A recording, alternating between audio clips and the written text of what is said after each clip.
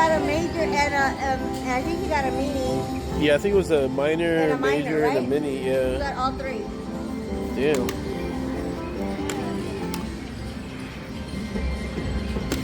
Yeah, mini, minor, and major. Damn. Oh, you want 112 or 150? Yeah. Nice.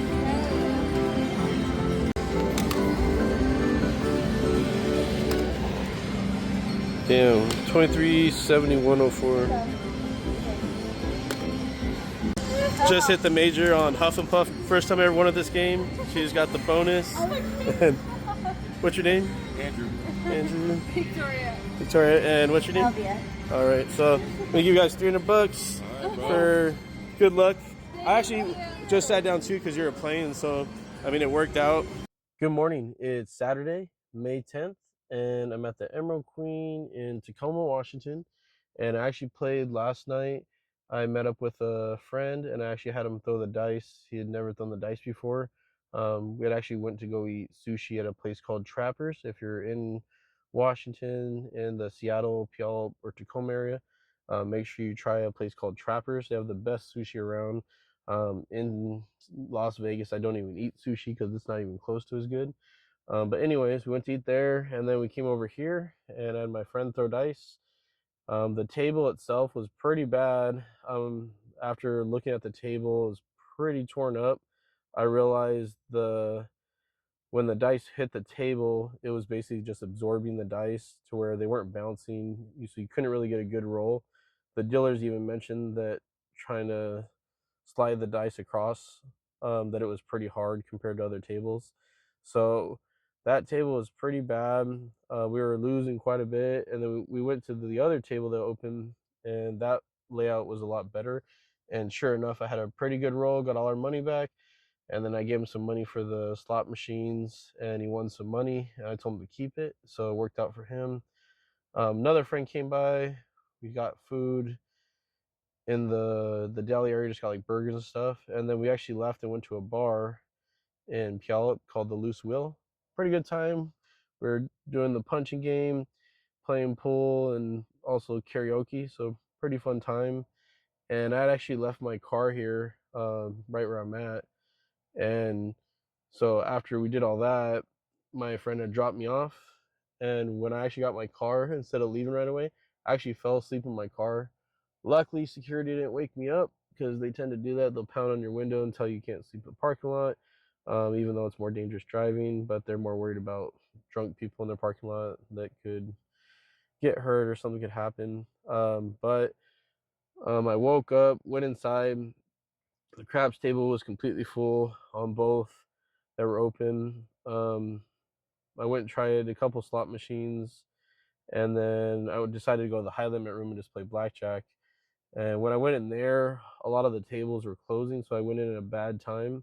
And then the other tables that were open, there were multiple players, so I decided to actually try a machine that I told Jackpot Jay that's really famous for the Washington area. It's called Triple Dragon Fortune, and I was playing $10 a spin. It gave me the bonus, and I thought for sure it was going to give me a jackpot.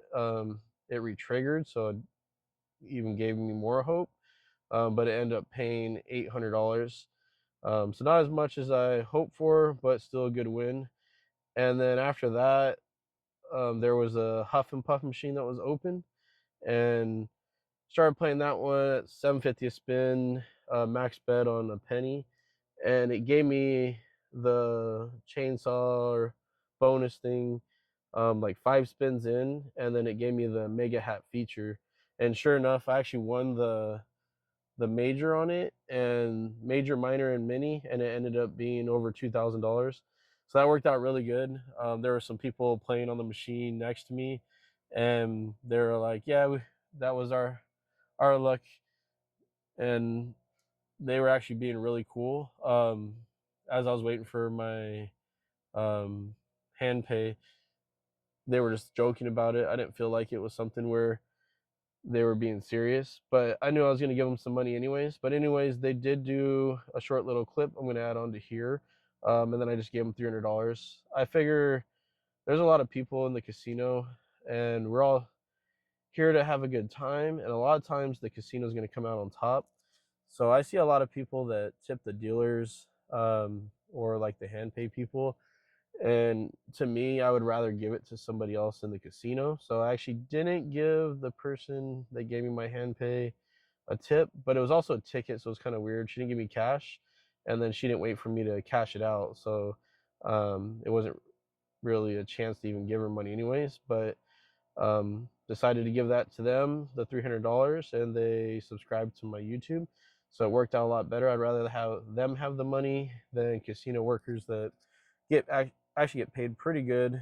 They share tips. It's not like they get their own tips, so it's not like that lady lost out. It all gets averaged out. And then I feel as far as casinos, anytime they're always going to come out on top. So even if somebody hits something big, they're going to adjust, the machines are going to adjust, take the money from somewhere else. If the tables are winning, the machines are going to get worse. It's just the way the casino functions.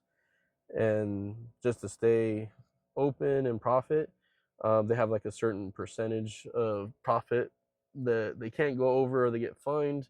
But if they have a payout, a big payout, then everybody has to pay into that loss to even out that percentage of profit that they're allowed to take. So I'm definitely more than glad to give somebody else money in the casino than the workers or the casino itself, just because of that fact. They're still going to have a job. We're still going to keep going.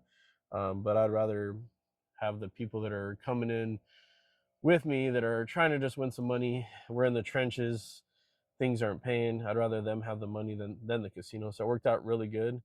But today I'm actually going to head to Snoqualmie Casino, and I plan on firing pretty hard on their craps table. It's one of my favorite places to play. They actually have pretty short tables, and I do pretty well there. And then their machines actually pay out pretty good. I don't typically play machines a lot, so it was kind of nice that I won the 800 on the Triple Dragon and then the Huff and Puff jackpot. But at this other casino, it is one place I do trust on a weekend. If the tables aren't going good, then the slot machines actually do pay out pretty well. But I plan on being there pretty much all day for Saturday, and I'll post some videos when I get there. Pretty nice casino, and they also have really good comps. That's one thing about Vegas that really sucks, is they don't really give you much points on your card, and you have to have 1,000 points per dollar of food, but you only get a point per dollar spun on a machine. So you literally have to spend $1,000 in a machine to get $1 of food comps. That's what it converts out to be. So just to buy a sandwich, just to give you an idea, if there's a sandwich here that's $15, to get that $15 sandwich, you have to spin in a machine $15,000, which is ridiculous. It's crazy. The Snoqualmie Casino, they do give you a lot better comps. Usually it's only 100 points per dollar of food, so it's 10 times better. And then they also have better food. They have a buffet with prime rib. So I'm always excited to go to that casino. It is further out away from the city. It's kind of out like towards like a weird mountain pass, but it's definitely worth the drive, especially for craps. From what I've seen at Emerald Queen, with their table being so bad, the layout just destroyed. It's definitely worth the drive instead of staying here and losing tons of money on the craps table here. Even a person with great ability wouldn't be able to shoot well here just because the table is so bad. I experienced another place like that in Reno. The layout wasn't bad there, but the table was just so soft. So it was the same situation where he threw the dice, and instead of bouncing and going together, they just basically absorbed the dice. They scrambled them, and then it was basically random every time, and nobody can get a good roll. So I'm gonna start heading towards Snoqualmie, and I'll do another video when I get there.